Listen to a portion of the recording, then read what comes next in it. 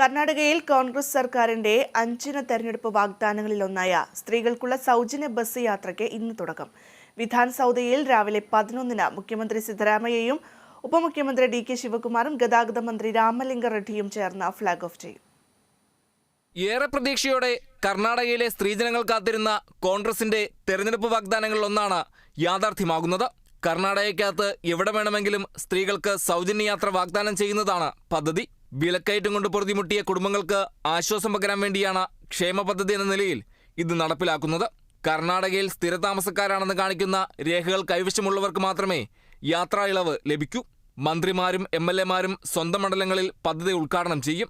വിധാൻ സൗദയ്ക്ക് മുന്നിൽ മുഖ്യമന്ത്രി സിദ്ധരാമയ്യ കണ്ടക്ടറായി BMTC ബസ്സിൽ കയറി വനിതാ യാത്രക്കാർക്ക് സൗജന്യ ബസ് ടിക്കറ്റ് നൽകും.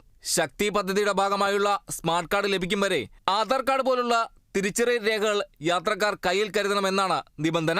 കർണാടകയുമായി അതിർത്തി പങ്കിടുന്ന സംസ്ഥാനങ്ങളിലെ 20 കിലോമീറ്റർ ദൂരം സൗജന്യ യാത്രയുടെ പരിധിയിൽ ഉൾപ്പെടുത്തിയതായി ഗതാഗത മന്ത്രി രാമലിംഗ റെഡ്ഡി അറിയിച്ചു.